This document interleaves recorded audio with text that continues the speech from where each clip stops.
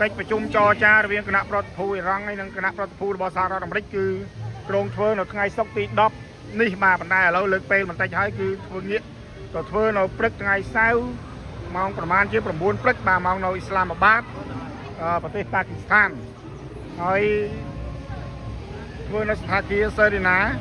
ហើយគណៈប្រតិភូរបស់អ៊ីរ៉ង់គឺមានលោកហ្គាលីបាសដែលជាប្រធានសភារបស់អ៊ីរ៉ង់ហើយនិងលោកហាណាជីបាទដែលជារដ្ឋមន្ត្រីការបរទេសរបស់អ៊ីរ៉ង់នេះគឺគណៈប្រតិភូជាន់ខ្ពស់របស់អ៊ីរ៉ង់ហើយមានការការពារយ៉ាងមាំទាំដោយប៉ាគីស្ថានបានយកយន្តហោះទៅដឹកគណៈប្រតិភូហើយនឹងមាន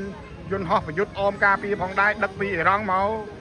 ធ្វើកិច្ចប្រជុំចរចាជាមួយគណៈប្រតិភូអាមេរិកនៅប្រទេសប៉ាគីស្ថាននេះហើយគណៈប្រតិភូសហរដ្ឋអាមេរិកមានលោកជេឌីវ៉ាន់អនុរដ្ឋមន្ត្រីប្រធានាធិបតីដែលលោកជីឌីវ៉ាន់នេះគឺជាអ្នកដែលប្រឆាំងទៅនឹងការបើកការវាយទៅលើអ៊ីរ៉ង់នេះបាទគាត់ការពារមិនឲ្យមានការវាយប្រយុទ្ធទៅលើបើកការប្រយុទ្ធទៅលើអ៊ីរ៉ង់នេះទេតាំងពីដំបូងម្លេះអញ្ចឹងលោកជីឌីវ៉ាន់មានលោក Steve Witkoff ដែលជាប្រិយសិទ្ធិពិសេសរបស់លោក Donald Trump ហើយនឹងមានលោក Jared Kushner ដែលជាកូនប្រសាររបស់លោក Donald Trump នៅក្នុងប្រតិភូចរចានេះហើយកិច្ចប្រជុំចរចានេះគឺក្រោមការសម្របសម្រួលរបស់លោក Zarif ដែលជានាយករដ្ឋមន្ត្រីរបស់ប៉ាគីស្ថានហើយនៅក្នុងការចរចានេះគឺនៅក្រោមគេហៅថា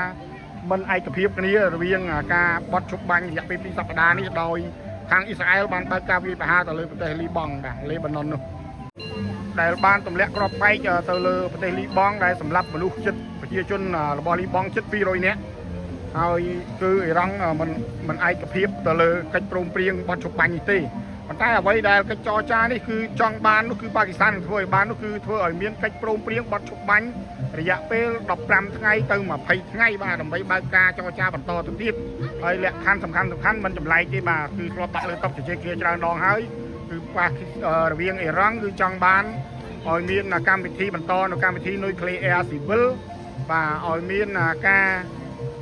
លើកលែងទណ្ឌកម្មទៅដល់អ៊ីរ៉ង់ជាដើមហើយនឹងការគ្រប់គ្រងតំបន់ច្រកអស់មុសនៅក្រោមកិច្ចគ្រប់គ្រងរបស់អ៊ីរ៉ង់ជាដើមហើយខាងសហរដ្ឋអាមេរិកគឺចង់រំលាយនៅកម្មវិធី Nuclear រំលាយនៅកម្មវិធី Missile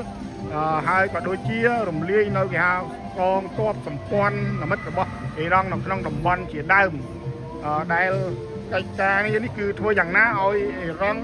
រំលាយចោលនៅគេហៅថាយោធារបស់ខ្លួនកុំឲ្យមានការគំរាមកំហែងទៅដល់ប្រទេសអ៊ីស្រាអែលបាទដូច្នេះ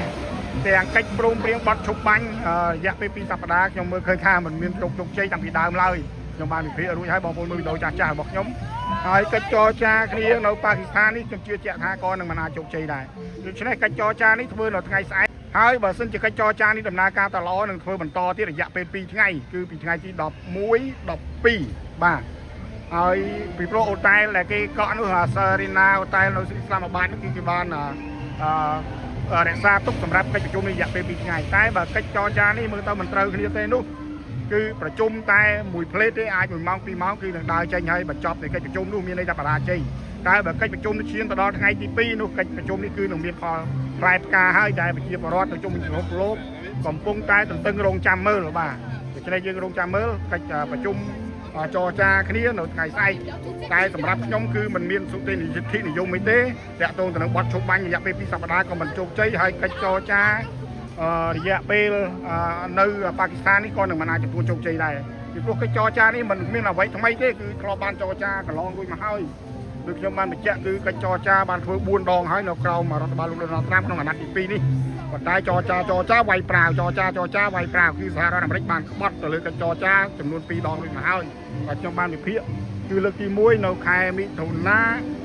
ឆ្នាំ2025ហើយនៅលើកទី2នេះមួយបើកការវាយប្រហារដោយមិនឲ្យដឹងខ្លួនជាមុននៅថ្ងៃទី